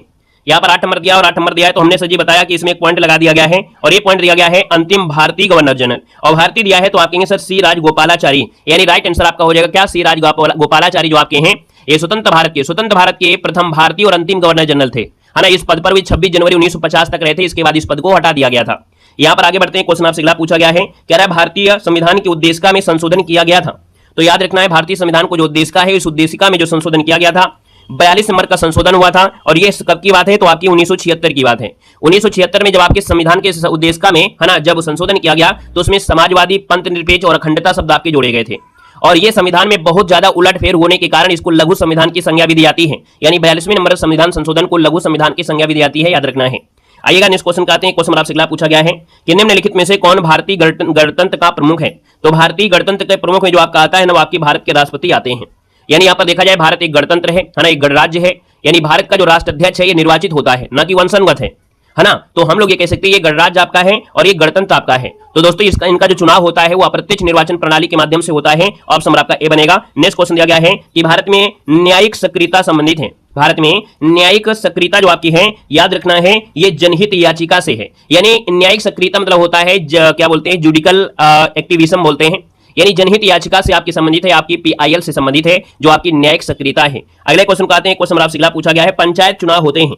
ये जो पंचायत चुनाव आपके होते हैं, यहां पर याद रखना है आपका आंसर क्या हो जाएगा सर, ये प्रत्येक 5 वर्षों में होते हैं। कितने, प्रत्येक 5 वर्षों में होते हैं। यानी पंचायतों की अवधि उनके प्रथम अधिवेशन से लेकर 5 वर्ष तक होती है। और 243 आर्टिकल में जो आपका है कौन, अंगा वाला, ये आपके आर्टिकल में इसका प्रावधान किया गया है। आइएगा नेक्स्ट क्वेश्चन में आते हैं। क्वेश्चन दिया गया है कि 10 दिसंबर को मनाया जाता है, तो 10 दिसंबर को मनाते हैं मानव अधिकार दिवस मनाते हैं। क्या मनाते हैं, मानव अधिकार दिवस मनाया जाता है। और इसी दिन देखा जाए कब की बात है, तो आपके 1948 को, 1948 में संयुक्त राष्ट्र महासभा के द्वारा मानव अधिकार दिवस मनाया जाता है। यहां पर हम आंसर हो जाएगा। नेक्स्ट क्वेश्चन दिया गया है कि भारत में कितने राज्य तट रेखा से लगे हुए हैं। यानी भारत के जो आपके तट रेखा है, यानी समुद्र से लगने वाले आपके जो राज्य हैं, तो यहां पर देखो ये गुजरात आपका है ना, गुजरात। इसके बाद देखा जाए तो यहां पर सर जी आपका महाराष्ट्र हो जाएगा, गोवा हो जाएगा, कर्नाटक हो जाएगा, इसके बाद आपका केरल है, यहाँ पर तमिलनाडु है ना, इसके बाद आपका आंध्र प्रदेश हो जाएगा, यहाँ पर आपका उड़ीसा हो जाएगा, और कुछ बच्चा पश्चिम बंगाल आपका हो जाएगा, है ना। तो ये आपके 9 हो जाएंगे, जो कि आपका आंसर सर जी क्या हो जाएगा, सी नंबर इसका राइट हो जाएगा। अब याद रखना है कि आपकी जो तटीय सीमा है वो आपकी बदल चुकी है, यानी आपकी तटीय सीमा रेखा की जो एरिया है वो आपका बढ़ गया है। पहले आपका 6100 था, लेकिन अब आपके यहां पर ज्यादा हो गया है इसका परिवर्तन। दूसरी बात, आपका सबसे ज्यादा बड़ा राज्य जो तटीय रेखा में है वो गुजरात आपका है ना। और दूसरे नंबर की बात आती थी तब आंध्र प्रदेश की बात आती थी, लेकिन आंध्र प्रदेश जो आपका है वो तीसरे नंबर का हो गया है। जो तमिलनाडु आपका है, तमिलनाडु की जो आपकी सीमा है वो आपकी सेकंड नंबर आपका है। समुद्र से लगने वाला देखा जाए तो समुद्र से लगने वाला ये सेकंड नंबर का बड़ा आपका राज्य बन गया है। और जो आपका आंध्र प्रदेश आपका रहा है, आंध्र प्रदेश वो आपका तीसरे नंबर का आपका हो गया है। और आपका जो कह सकते हैं गुजरात है वो आपका अपने ही स्थान पर है, यानी उसकी रेखा सबसे बड़ी हाई है। ये बात आपको नोट कर लेना है, क्योंकि आपके एग्जाम में हो सकता है कुछ परिवर्तन देखने को मिल जाए, है ना। अगला क्वेश्चन आपसे दिया गया है कि निम्नलिखित में से कौन सी नदी पश्चिम की ओर बहती है। तो सर जी पश्चिम की ओर बहने वाली नदियों की बात करते हैं तो आप कहेंगे सर यहाँ पर देखा जाए नर्मदा नदी है ना। यानी जो सर जी आपकी नर्मदा नदी है ये पश्चिम की ओर आपकी बहती है ना। और देखा जाए तो प्रवाहित होने में तो आपकी कई नदियों के नाम आता है, नर्मदा, ताप्ती, माही, साबरमती। लेकिन सर यहाँ पर जो नर्मदा नदी ऑप्शन में है वो आपकी है पश्चिम की ओर बहती है, और ये भ्रंश घाटियों से होकर बहती है, यानी पहाड़ों से चीरते हुए ये आपके पश्चिम की ओर बहती है। और पहाड़ों के ऊपर से पानी गिरने की वजह से ये जलप्रपात का निर्माण करती है ना। तो भैया यहाँ पर देखा जाए इसका आंसर आपका बी बनेगा। नेक्स्ट क्वेश्चन दिया गया है कि लैटेराइट मिट्टी आपकी मिलती है। देखो लैटेराइट जो मिट्टी आपकी होती है, यहां पर देखा जाए तो आपका जो आंसर दिया गया 16 नंबर में, तो हमने कहा लैटेराइट मिट्टी कहां पर मिलेगी, जहां पर भारी बारिश होती है। बारिश होने के बाद क्या होता है, जो पानी होता है वो बहकर जा रहा होता है, तो उसमें ऊपर के जो कण होते हैं, उपजाऊ कण, वो बहकर चले जाते हैं। तो बचते कण कौन है, जो भारी कण होते हैं। भारी कण कौन होते हैं, जैसे आपके आयरन के कण हो गया, एल्युमिनियम के कण हो गया, तो वो कण जो होते हैं बचे रहते हैं। तो ये मिट्टी बहुत मजबूत होती है। तो ये मिट्टी को, इस मिट्टी का प्रयोग ईंट बनाने में काम करते हैं, जो घर के ईंट होते हैं उनको बनाने में काम करते हैं। तो क्या मिट्टी सजी है खेती के लिए भी जरूरी है, तो खेती के लिए पर्याप्त नहीं होती है, लेकिन एक खेती बहुत ज्यादा होती है, वो आपकी होती है कौन, चाय की खेती। तो लैटेराइट जो मिट्टी होती है वो चाय के लिए आपकी बहुत उपजाऊ होती है। अब आप बताइए चाय जो आपका होता है कहां होता है, तो आप कहेंगे सर यहाँ पर देखा जाए इन ऑप्शन में उत्तर प्रदेश है, हिमाचल प्रदेश है, पंजाब है, महाराष्ट्र है। अब ना आपको केरल मिल रहा है ना तो आपको असम मिल रहा है, तो भैया हमको ऑप्शन के अनुसार चलना है ना। तो आप कहेंगे सर इनमें से जो आपका आ रहा है वो महाराष्ट्र, इसका आंसर आपका राइट हो जाएगा। तो हमने कहा ना ऑप्शन के हिसाब से आप चलिए, आप लोग बड़े हो गए हैं, यानी मालावार जो तट होते हैं इनका जो विस्तार होता है मालावार तटीय प्रदेशों में आपका होता है ना। तो यहां पर देखा जाए तो आपका केरल राज्य है, इसके बाद आपका महाराष्ट्र भी आ जाएगा। क्यों आ जाएगा, क्योंकि आपको मालूम है जैसे केरल में काजू होता है तो महाराष्ट्र में भी तो काजू होता है ना। तो कुछ मिट्टी का विस्तार यहां भी है, तो ऑप्शन के अनुसार आपको चलना है ना। आप ढूंढ रहे थे कि कहां मिले केरल। देखो भारत में सर्वप्रथम खनिज तेल का कुआं खोदा गया था। तो भारत में सबसे पहले खनिज तेल का जो कुआं है ये खोजा गया था आपके माकूप में। सर जी यहां पर देखा जाए ये जो आपका दिया गया है माकूप, ये माकूप आपका कहां पड़ता है, ये जो माकूप है याद रखना ये आपके असम में है ना। ये जो आपका डिगबोई है उसके नीचे आपका माकूम है, और ये आपके असम में ये भी आपका है। तो सबसे पहले खोदा गया था, ठीक है, खोदा गया था 118 फीट आपकी खोदा गया था। और ये कब की बात है, तो 1800 यहां पर 67 की बात है, याद रखना है। आइएगा नेक्स्ट क्वेश्चन को आते हैं। क्वेश्चन आपसे अगला पूछा गया है, केंद्रीय शुष्क भूमि खेती अनुसंधान संस्थान स्थित है। केंद्रीय शुष्क भूमि खेती अनुसंधान संस्थान आपके हैदराबाद में है। हैदराबाद जो कि ऑप्शन आपका बी यहाँ पर राइट हो जाएगा, ठीक है ना। और यहाँ पर आगे बढ़ते हैं, क्वेश्चन आपसे अगला पूछा गया है और आपसे कह रहा है कि आकाश नीला दिखाई पड़ता है, ऐसा क्यों। आकाश नीला दिखाई देता है क्योंकि जो नीला रंग का प्रकीर्णन होता है ना वो सबसे ज्यादा होता है, वो फैल जाता है। यानी यहाँ पर देखा जाए तो 19 नंबर दिया गया और 19 का ऑप्शन क्या हो जाएगा, पहला ऑप्शन दिया गया है कि नीले प्रकाश का प्रकीर्णन सबसे अधिक होता है ना। आपको याद होगा जी कि सूर्योदय हो या सूर्यास्त होता है तब सूर्य की किरणें सर्वाधिक दूरी तक तय करती है, तब प्रकाश सबसे अधिक लाल रंग होता है जो हमारे पास तक पहुंचता है ना। और शेष रंगों का जो मार्ग में ही क्या होता है, प्रकीर्णन हो जाता है। तो हम लोग कहेंगे सर ये ऑप्शन आपका ए इसका राइट हो जाएगा। क्वेश्चन आपसे अगला पूछा गया है, सभी जैव यौगिक का अनिवार्य मूल तत्व क्या होता है। तो जितने भी आपके जैविक आपके होते हैं यानी जैव यौगिक होते हैं उनका अनिवार्य तत्व होता है कार्बन। उनमें कार्बन होता है, याद रखना उनमें क्या होता है, कार्बन होता है। यानी जितने भी सभी संसार के सभी जैव पदार्थ आपके हैं यानी कार्बनिक पदार्थ हैं, तो कार्बनिक है तो यानी कार्बनिक यौगिक से ही बने होंगे, है ना। तो आप कहेंगे सर इसका आंसर क्या हो जाएगा, सी नंबर राइट हो जाएगा। नेक्स्ट क्वेश्चन दिया गया है कि किसके अवशोषण में विटामिन सी मदद करता है। किसके अवशोषण में विटामिन यहाँ पर सी मदद करता है, तो सर जी याद रखना ये जो आपका दिया है नंबर लौह के, यानी यहाँ पर देखा जाए विटामिन सी जो होता है लौह अवशोषण में मदद करता है। इसे एस्कर्बिक एसिड कहा जाता है। तो ऑप्शन आपका फर्स्ट इसका राइट हो जाएगा। अगले क्वेश्चन आते हैं। क्वेश्चन दिया गया है कि करनाल बंट रोग जो आपका है, करनाल बंट रोग जो आपका है ये सर गेहूं फसल के लिए है। किसके लिए है, तो करनाल बंट रोग जो आपका है ये आपके गेहूं के फसल में लगता है। ये फफूंद आपका होता है, इसे फफूंद जनित रोग कहते हैं, है ना। तो जो कवक होते हैं जैसे टेलेसिया है, इंडिका है, ये इसी से आपका रिलेटेड है। तो आपका जो आंसर है आपका बी हो जाएगा। और इसे गेहूं का कुष्ठ रोग भी कहते हैं, कुष्ठ रोग भी कहते हैं। यानी करनाल बंट रोग यानी होता है गेहूं का जो एक रोग हो जाता है कुष्ठ रोग कहते हैं। आइएगा नेक्स्ट क्वेश्चन आते हैं। क्वेश्चन दिया गया सूर्य से उत्पन्न ऊर्जा का स्रोत क्या है। भाई सूर्य से हमको ऊर्जा कैसे मिलती है, सूर्य में एक प्रक्रिया होती है संलयन प्रक्रिया यानी नाभिकीय संलयन। तो नाभिकीय संलयन से होता है विखंडन, मत लगा देना। नाभिकीय संलयन ही आपका होता है जो परमाणु के नाभिक आपस में संलित होते हैं और अत्यधिक गर्म परिस्थिति होती है। है ना, अन्य तारों की तरह सूर्य भी नाभिकीय संलयन प्रक्रिया द्वारा ऊष्मा उत्पन्न करता है। तो यहाँ पर जो हाइड्रोजन है ना, ये हीलियम में क्या होते हैं, संलयित हो जाते हैं।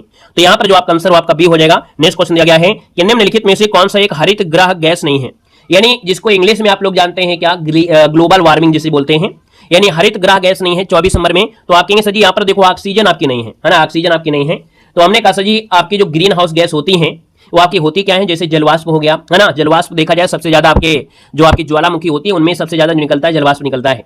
कार्बन डाइऑक्साइड हो गया, मीथेन गैस हो गया, नाइट्रस ऑक्साइड हो गया, क्लोरोफ्लोरोकार्बन आपका हो गया, ये ग्रीन हाउस गैस होते हैं जो वायुमंडल के तापमान को बढ़ाते हैं।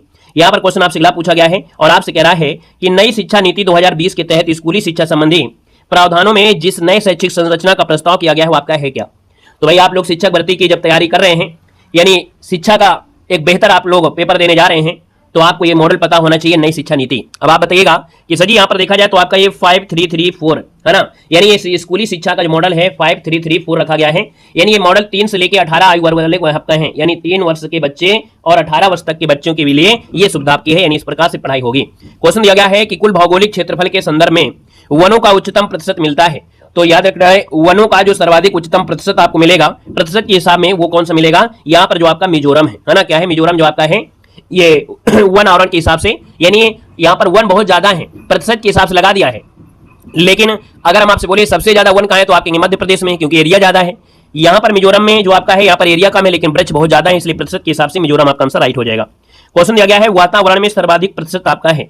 तो वातावरण में सर्वाधिक प्रतिशत जो आपका है वो आपका है नाइट्रोजन का है, यानी आप कहेंगे सर नाइट्रोजन का सर्वाधिक आपका है, बाकी आपके और भी पॉइंट आपके होंगे, लगभग 78% आपका नाइट्रोजन आपका रहता है। क्वेश्चन आपसे अगला पूछा गया है कि निम्न में से किस एक आप संबंध पर्यावरणीय सुरक्षा से आपका नहीं है, पर्यावरणीय सुरक्षा से नहीं संबंधित है। यहाँ पर देखा जाए तो सर जी आपका आंसर क्या हो जाएगा। चलिए भाई यहाँ पर 28 नंबर है और जवाब की अगर बात कर लेते हैं तो कहेंगे सर पर्यावरणीय सुरक्षा से नहीं संबंध है, धारणीय विकास संबंध है, वातानुकूलन भी आपका है, कागज के थैलों का प्रयोग भी सही है, लेकिन गरीबी कम करना ये पर्यावरण सुरक्षा से थोड़ा मतलब आपका है। तो आप कहेंगे सर इसका आंसर आपका बी हो जाएगा, गरीबी कम करना ये पर्यावरण सुरक्षा से नहीं ताल्लुक रखता है। क्वेश्चन आपसे अगला है कि विकास के मानवीय पक्ष पर निम्नलिखित में से किस एक ने सबसे पहले ध्यान केंद्रित किया था। यहाँ पर देखा जाए तो विकास के मानवीय पक्ष पर किस एक ने सबसे पहले ध्यान केंद्रित किया था। यहाँ पर देखा जाए सर जी आपको 29 नंबर दिया है, तो 29 का ऑप्शन हो जाएगा, इनका नाम है संयुक्त राष्ट्र विकास कार्यक्रम। यानी जो संयुक्त राष्ट्र विकास कार्यक्रम है यूएनडीपी है, इसने स्वास्थ्य, शिक्षा और आय के आधार पर मानव विकास को मापने की प्रक्रिया को दर्शाया था। आपको एक बात याद होगी कि पाकिस्तान के अर्थशास्त्री थे महबूब उल हक, उनके निर्देश में किया गया था। भारत में एक लोग थे अमर्त्य सेन, है ना, कई अर्थशास्त्रियों के सहयोग से ये किया गया था। तो ऑप्शन आपका ये हो जाएगा। क्वेश्चन आपसे अगला पूछा गया और आपसे कह रहा है यहाँ पर क्वेश्चन है कि 2011 की जनगणना के अनुसार निम्न में से किस राज्य में अनुसूचित जनजातियों की संख्या सर्वाधिक है। अनुसूचित जनजाति की यानी की बात हो रही है, एसटी की बात हो रही है, और जब बात यहाँ पर एसटी की हो रही है तो एसटी जो आपके हैं वो आपके मध्य प्रदेश में आपके क्या है सर्वाधिक है। दोस्तों याद रखना इसका ऑप्शन आपका फर्स्ट है, यहाँ पर राइट हो जाएगा मध्य प्रदेश, फिर इसके बाद उड़ीसा, फिर गुजरात, फिर महाराष्ट्र, इस हिसाब से आता है। यहाँ पर आगे बढ़ते हैं। क्वेश्चन आपसे अगला पूछा गया और आपसे कह रहा है क्वेश्चन है कि 2011 की जनगणना के अनुसार भारत में जनगणना नगरों की कुल संख्या बताइएगा। जनगणना नगरों की कुल संख्या पूछा गया है, यानी 31 की अगर बात कर लेते हैं तो सर जी याद रखना है 3892 आपका यहाँ पर हो जाएगा, याद रखना है ये। बाकी देखा जाए 2001 में ये जो संख्या थी वो आपकी 1362 थी, है ना, 2001 में। लेकिन जब 2011 के आपके आंकड़े आए और जब 2011 के आंकड़े आए तो नगरों की कुल संख्या 3894 लगभग आपकी हो गई थी। यहाँ पर ऑप्शन 94 नहीं है तो आपको देख लीजिएगा, यानी लगभग आपके 3894 आपकी थी, ठीक है ना। और यहाँ पर देखा जाए तो हमने कहा कि अब आपकी बात करें अगर हम नया डाटा, तो नया डाटा में तो बहुत बड़ा उथल पुथल हो जाएगा, है ना, बहुत बड़ा परिवर्तन होगा। आइएगा नेक्स्ट क्वेश्चन को आते हैं। उत्तर प्रदेश में चमड़ा उद्योग के लिए प्रमुख केंद्र कौन सा है। यूपी जीके से भी आपके क्वेश्चन देख सकते हैं, आपको मिल जाते हैं 2 क्वेश्चन तो आपको यूपी जीके से नॉर्मल मिलेंगे। यहाँ पर देखा जाए तो सर जी आपका आंसर क्या हो जाएगा, तो आप कहेंगे सर आगरा और कानपुर इसका हो जाएगा। यूपी जीके में आपको पढ़ाएंगे, ठीक है ना, यूपी जीके की हम आपको क्लासें आपको देंगे, 3-4 क्लासें मैराथन के रूप में दे देंगे, वहीं से आपका उद्धार हो जाएगा इस एग्जाम के लिए। बाकी और भी एग्जाम आपके होंगे यूपी के तो वो भी काम करेगा। क्वेश्चन दिया है उत्तर प्रदेश में निर्यात, है ना, निर्यातोन्मुख सॉफ्टवेयर पार्क कहां पर स्थापित किए गए हैं। तो सर जी निर्यात के हिसाब से देखा जाए तो 2019 के अंतिम के समय में यहां पर जो आपके हैं, यानी देखा जाए तो आपका आंसर जो दिया गया है नोएडा और आपका कानपुर है ना, नोएडा, कानपुर, लखनऊ भी आपका है, प्रयागराज भी आपका है। तो भैया यहाँ पर जो आपका आंसर आपका फर्स्ट नंबर इसका राइट हो जाएगा। क्वेश्चन दिया गया है वार्षिक आर्थिक समीक्षा को तैयार करने के लिए निम्नलिखित में से कौन उत्तरदायी होता है। यानी जो आपकी वार्षिक आर्थिक समीक्षा होती है इसको जो तैयार करता है वो तैयार करता है कौन, वित्त मंत्रालय करता है, यानी ऑप्शन नंबर आपका बी राइट हो जाएगा। वर्तमान में मतलब वित्त मंत्रालय होता है। क्वेश्चन दिया गया है कुनैन जो मलेरिया के इलाज में प्रयोग की जाती है सिंकोना पादप के किस भाग से आती है। तो आपको पढ़ाया गया है जो आपका कुनैन होता है, कुनैन से ही प्राप्त होती है और ये आपका होती है छाल से होती है, यानी ऑप्शन नंबर आपका क्या हो जाएगा, सी नंबर यहाँ पर राइट हो जाएगा। नेक्स्ट क्वेश्चन दिया गया है कि संविधान में संशोधन की पहल की जा सकती है। संविधान में संशोधन जो आपका है, याद रखना संशोधन की पहल जो संसद के किसी भी सदन से कर सकते हैं, वो लोकसभा से स्टार्ट कर दीजिए, आप राज्यसभा से कर दीजिए, यानी संविधान में संशोधन की पहल किसी भी जगह से कर सकते हैं, यानी उच्च सदन से भी निम्न सदन से। ऑप्शन आपका डी हो जाएगा। क्वेश्चन दिया गया है निम्नलिखित में से सबसे प्राचीन वाद्य यंत्र इनमें से कौन सा है। तो सबसे प्राचीन वाद्य यंत्र की बात करते हैं तो वैदिक साहित्य में वीणा के प्रचलन का उल्लेख प्राप्त होता है, जो वीणा विद्या की देवी और मां सरस्वती का वाद्य यंत्र भी है।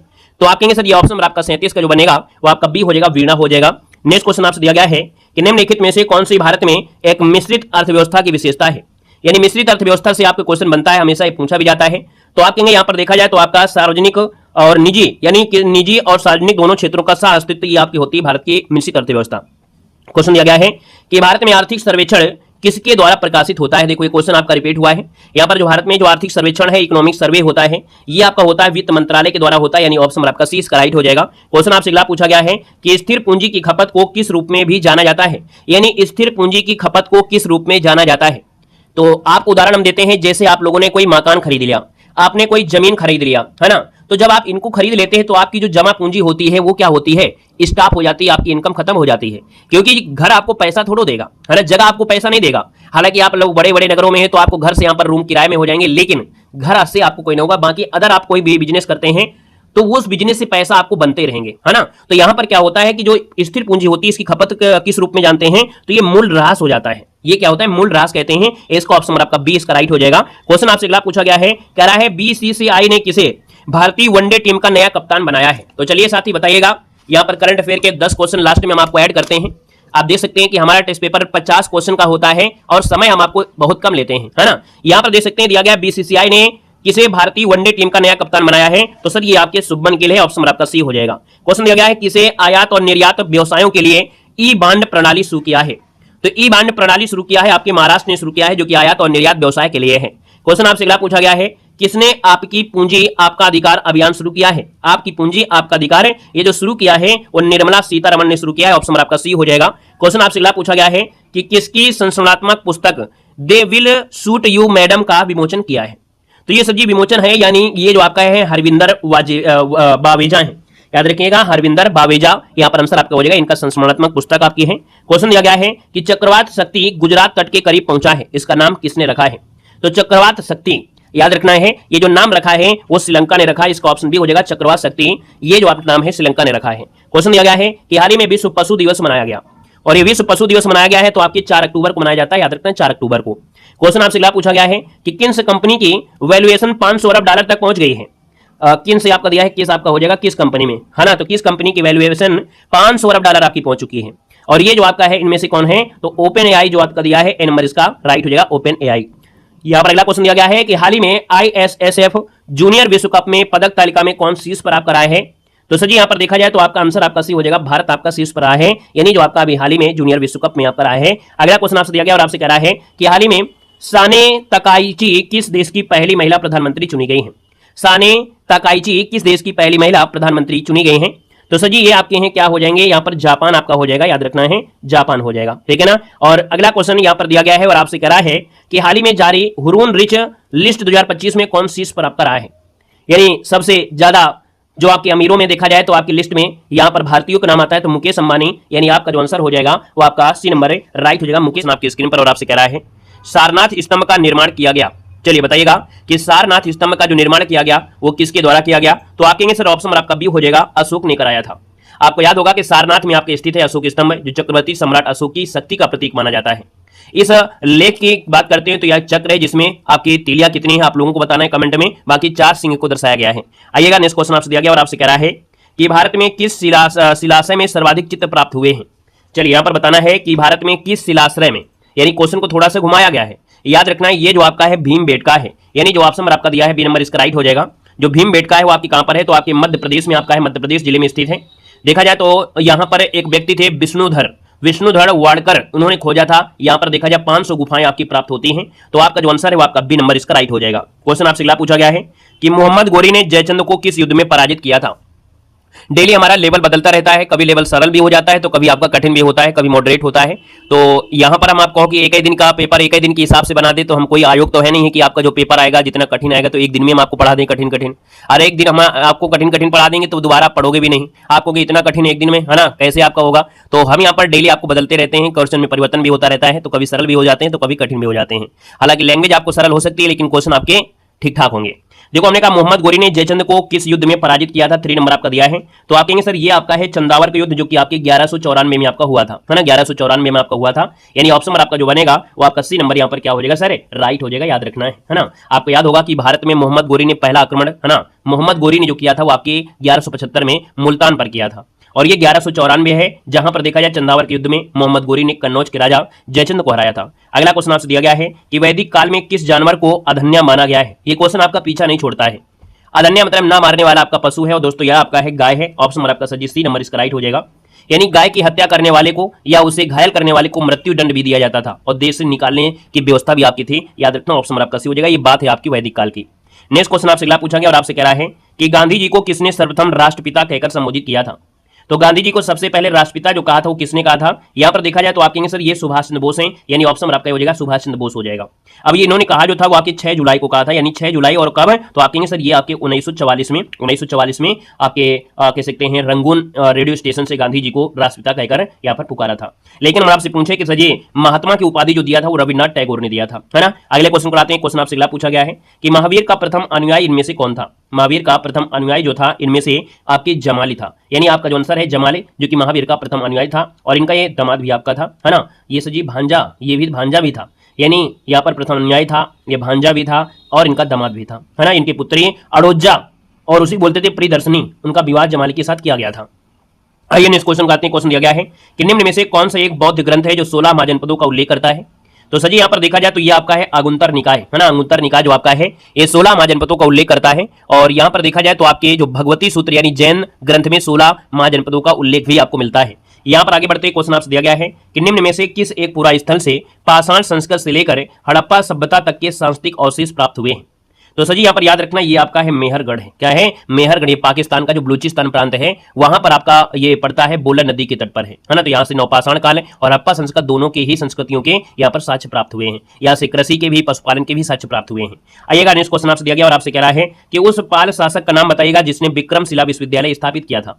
तो विक्रमशिला विश्वविद्यालय को स्थापित करने वाले व्यक्ति कौन है, तो आप कहेंगे सर धर्मपाल हैं, जो कि शिक्षा के क्षेत्र में ये विशेष प्रयास किया था। नालंदा का पुनरुद्धार किया था, विक्रमशिला विश्वविद्यालय और सोमपुर बिहार की स्थापना धर्मपाल ने ही किया था। यानी देखा जाए शिक्षा के क्षेत्र में इन्होंने बहुत अच्छा प्रयास किया था। ऑप्शन नंबर आपका फर्स्ट हो जाएगा। नेक्स्ट क्वेश्चन आपसे दिया गया है कि अपनी पुस्तक क्या दिया है, अपनी पुस्तक इंट्रोड्यूसिंग कल्चर ज्योग्राफी में जेई स्पेंसन और WL टॉमस ने विश्व को कितने सांस्कृतिक विश्व में विभाजित किया है। तो देखिए आपका जो आंसर आपका है वो आपका आंसर आपका सी हो जाएगा 11 हो जाएगा। यानी 11 सांस्कृतिक क्षेत्रों में विभाजित किया है, यानी 11 कल्चर में यहाँ पर विभाजित किया है, जो कि ऑप्शन आपका सी इसका राइट हो जाएगा। नया क्वेश्चन है, नोट करिएगा। और ये जो आपसे पूछा गया था खंड शिक्षा अधिकारी में पूछा गया था क्वेश्चन, आपसे अगला पूछा गया और आपसे कह रहा है कि गौतम बुद्ध की माँ किस वंश से आपकी संबंधित थी। गौतम बुद्ध की जो माँ है ना, इनका जो कह सकते हैं इनका जो संबंध रहा है वो संबंधित रहा है कहां से, तो आपकी कोली राजवंशी की कन्या थी। यानी देखा जाए तो आप कहेंगे गौतम बुद्ध की माँ का नाम था महामाया, है ना, जो रामग्राम के कोली गणराज्य की कन्या थी। देवगढ़ के जो आपके राजा अंजन की पुत्री थी। तो यहां पर देखा जाए तो आपका आंसर सजी क्या हो जाएगा, डी नंबर इसका राइट हो जाएगा। यहां पर आगे बढ़ते हैं। क्वेश्चन आपसे अगला पूछा गया है, निम्न में से किसने महाभारत का फारसी में अनुवाद किया था। तो सजी महाभारत का फारसी में अनुवाद हुआ था रज्जनामा, यानी रज्जनामा हिंदुओं का प्रसिद्ध एक महाकाव्य महाभारत का फारसी भाषा में लिखा गया, मतलब किया गया था। तो यहाँ पर देखा जाए ये अब्दुल कादिर बादानी है। कौन है, अब्दुल कादिर बादानी, इसका आंसर राइट हो जाएगा। अकबर के आदेश में इसने किया था, है ना, अकबर के आदेश में यहाँ पर किया गया था। और आपको याद होगा कि रज्जनामा जो पांडुलिपि है इसको मुगल चित्रकला के इतिहास का एक मील का पत्थर माना जाता है। तो अगर क्वेश्चन आपको मिले कि मुगल चित्रकला के इतिहास का एक मील का पत्थर माना गया है तो आप कहेंगे सर रज्जनामा को माना गया है, जो रज्जनामा पांडुलिपि है। आइएगा नेक्स्ट क्वेश्चन आपसे दिया गया है, मुगलों और मेवाड़ के राजा के मध्य चित्तौड़ की संधि किस शासक के शासनकाल में हस्ताक्षरित हुई थी। तो सर जी 13 नंबर आपका दिया है, 13 का ऑप्शन आपका बी हो जाएगा। सर जी आपकी जहांगीर के समय हुई थी। आपको याद होगा कि जहांगीर आपका 1605 में गद्दी पर बैठा था। चित्तौड़ विजय के लिए एक विशाल सेना शाहजहां परवेज के नेतृत्व में भेजी थी, है ना, कोई निर्णय नहीं निकला था। फिर आपके 1615 में चित्तौड़ की संधि आपकी हुई, चित्तौड़ के राजा अमर सिंह और मुगल बादशाह जहांगीर की भी संधि आपकी हुई थी। तो ऑप्शन नंबर आपका बी हो जाएगा। नेक्स्ट क्वेश्चन आपसे दिया गया है कि निम्नलिखित में से किन ब्रिटिश अधिकारियों ने लखनऊ में अपना जीवन खोया था। यानी देखा जाए तो सर जी 1857 की क्रांति थी, और 1857 की क्रांति में यहां पर देखा जाए तो आपके लखनऊ से यानी अवध की जो आपकी थी कौन नेतृत्व कर रही थी, हजरत बेगम महल कर रही थी, है ना।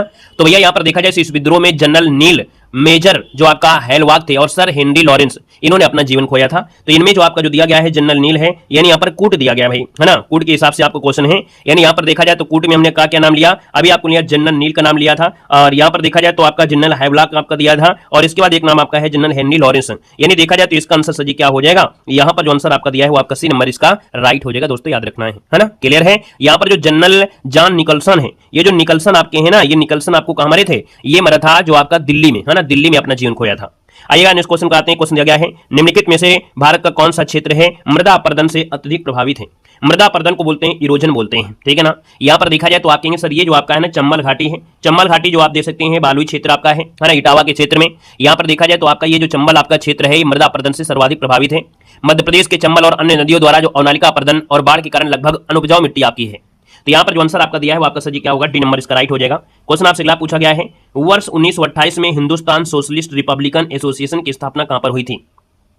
तो सर जी ये स्थापना आपकी हुई थी दिल्ली में। कहां पर हुई थी, आपकी दिल्ली में हुई थी, जो कि यहाँ पर देखा जाए तो इसके संस्थापक कौन रहे हैं, चंद्रशेखर आजाद आपके रहे हैं। यहाँ पर आगे बढ़ते हैं। क्वेश्चन आपसे अगला पूछा गया है कि गंगा घाटी में धान की खेती का प्राचीनतम प्रमाण कहां से मिलता है। बताइएगा सर जी कि गंगा घाटी में धान की खेती का जो प्राचीनतम प्रमाण मिलता है वो आपको मिलता है लहुरा देव से मिलता है। लहुरा देव कहां मिलता है, ये संत कबीर नगर जो जिला है वहां पर पड़ता है, याद रखना है। यहीं से चावल का प्राचीनतम साक्ष्य आपको मिला है। यहाँ पर आगे बढ़ते हैं। क्वेश्चन आपसे अगला पूछा गया है कि गदर पार्टी की स्थापना जो आपकी हुई थी वो आपकी कहां पर हुई थी। तो गदर पार्टी की जो स्थापना है वो आपकी सजी संयुक्त राज्य अमेरिका में आपकी हुई थी। कहां पर हुई थी, संयुक्त राज्य अमेरिका में। कहां पर है, सैन फ्रांसिस्को में हुई थी। और ये कब हुई थी, तो 1 नवंबर। ये क्वेश्चन देखो पूछा जाता है 1 नवंबर और आपके 1913 को आपकी हुई थी, याद रखना है। लाला हरदयाल थे, है ना, इनके संस्थापक, है ना। तो यहाँ पर इस प्रकार से ये पॉइंट आपका हो गया। और इस पार्टी के संस्थापक जो सरदार सोहन सिंह भाकना को माना जाता है।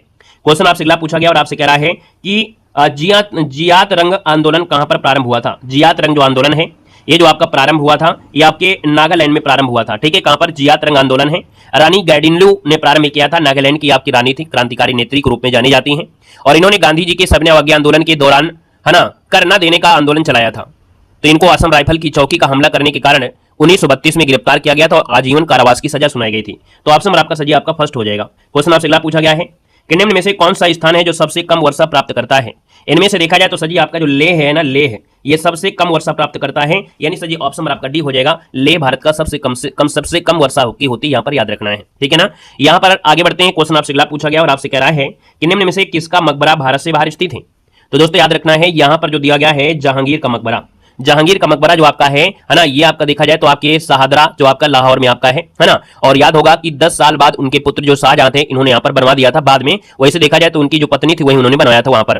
तो इसका जो आपका आंसर है जो आपका डी हो जाएगा। क्वेश्चन आपसे अगला पूछा गया है, कह रहा है निम्नलिखित को कालक्रम के अनुसार व्यवस्थित कीजिएगा, सही उत्तर का चयन करना है।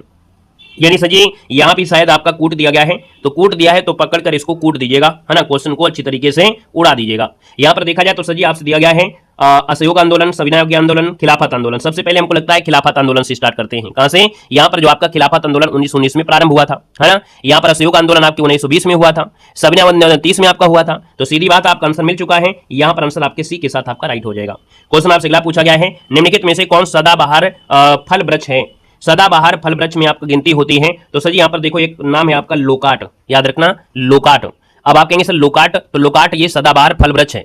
यानी देखा जाए तो आपका ये विद्वीप का द्विपौधी आपका फल है। देखा जाए तो मूल रूप से दक्षिण मध्य चीन के हिमालयी पहाड़ियों में पाया जाता है। तो इसका आंसर आपको बोलना है लोकाट बोलना है, याद रखना है। आइएगा नेक्स्ट क्वेश्चन आपसे दिया गया और आपसे कह रहा है कि भारत की काली मिट्टी उत्पादन के लिए उपयुक्त में से आपका है। तो काली मिट्टी जो आपका होता है कपास के लिए बहुत ही महत्वपूर्ण आपका होता है, यानी कपास खेती के लिए महत्वपूर्ण है। ऑप्शन आपका इसका राइट हो जाएगा। इसको रेगुर मिट्टी के नाम से भी जानते हैं। उत्तर प्रदेश में इसको करेल काली कपास के नाम से भी जाना जाता है और अंतरराष्ट्रीय में इसको बोलते हैं चरनोजम कहा जाता है ना। सर्वाधिक मात्रा में देखा जाए तो महाराष्ट्र में यहाँ पर काली मिट्टी मिलती है। अगला क्वेश्चन आपसे दिया गया है कि निम्नलिखित में से कौन सी कृषि करने की प्रक्रिया, यहाँ पर देखा जाए तो प्रक्रिया दिया गया है पर्यावरण संरक्षण में सहायक है। यानी पर्यावरण संरक्षण में सहायक पूछा गया है। तो सर जी अधिक उपजाऊ वाली किस्म की खेती, तो ये पर्यावरण संरक्षण में सहायक ना बोल के जैविक खेती जो आपकी है, जैविक खेती या इसको जीवाश्म खेती कहते हैं, जो पर्यावरण संरक्षण में सहायक होती है। इसमें जो होता है ना रासायनिक उर्वरक और कीटनाशकों का प्रयोग नहीं होता है। इसमें भूमि का स्वास्थ्य सुधरता है, पशु मानव लाभदायक सूक्ष्म भी आपका होता है, पर्यावरण प्रदूषण भी कम होता है, टिकाऊ खेती का आधार भी होता है। तो इसलिए बोलते हैं जैविक खेती। अगला क्वेश्चन आपसे दिया गया और आपसे कह रहा है कि निम्न में से भारतीय राष्ट्रीय कांग्रेस के किस अधिवेशन में महात्मा गांधी ने कहा था कि गांधी मर सकता है परंतु गांधीवाद सदैव बना रहेगा। ये जो कहा था ना सर जी, कराची अधिवेशन में कहा था, यहां पर देखा जाए तो आपका आंसर डी हो जाएगा, कराची अधिवेशन जो आपका 1931 है। और इसमें अध्यक्ष बनाया गया थे वल्लभ भाई पटेल को बनाया गया था। और इस अधिवेशन में गांधी अरविंद समझौते की स्वीकृति भी प्रदान की गई थी। और इसी अधिवेशन में गांधी जी ने कहा था कि ये जो गांधी है ना, ये जो गांधी है ना, यानी गांधी है मर सकता है लेकिन गांधीवाद हमेशा जिंदा रहेगा।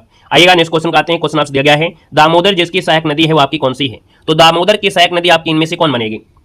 चलिए हुगली का नाम सुने हैं, यानी देखा जाए दामोदर हुगली नदी की सहायक नदी है। और दामोदर नदी आपकी छोटा नागपुर पठार से निकलती है, पश्चिम बंगाल के मैदानी भाग में हुगली से मिल जाती है। आपको यह भी पता होगा कि दामोदर नदी को बंगाल का शोक कहा जाता है, नहीं पता है तो हम तो आपको बता रहे हैं ना।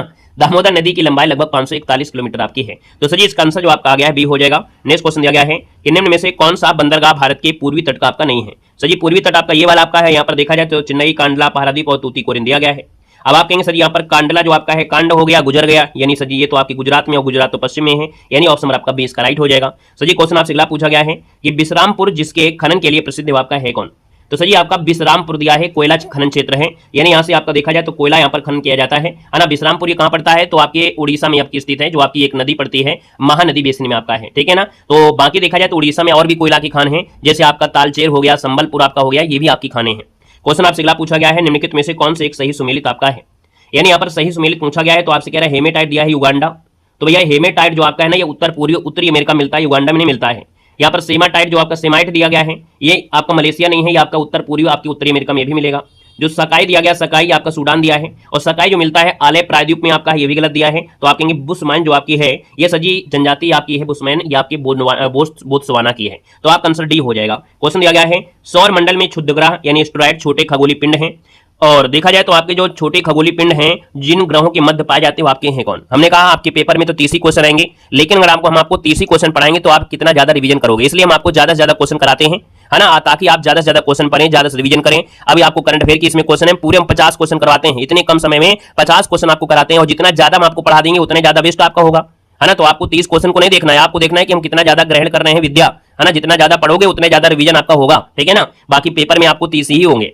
देखो यार, सौर मंडल में क्षुद्रग्रह यानी जो स्टार होते हैं, छोटे खगोलीय पिंड होते हैं, और जिन ग्रहों के मध्य पाए जाते हैं वो ग्रह आपके कौन से हैं? तो ये ग्रह जो आपके हैं मंगल और बृहस्पति के बीच में आपको मिलेंगे, ठीक है ना। हमेशा जो मिलते हैं वो आपके मंगल और बृहस्पति ग्रह में होते हैं, और इनकी उत्पत्ति ग्रहों के विस्फोट के फलस्वरूप जो टूटे हुए खंड होते हैं वो यहीं पर आ जाते हैं गुरुत्वाकर्षण की वजह से। क्वेश्चन आपसे अगला पूछा गया है, निम्नलिखित शैल तंत्रों में से कौन भारत के कोयला निचयों का प्रमुख स्रोत आपका है? यानी कोयला जो निक्षेप होते हैं, डिपॉजिट्स होते हैं, इनका मुख्य स्रोत जो आपका होता है ना। तो आपका आंसर इनमें से क्या हो जाएगा?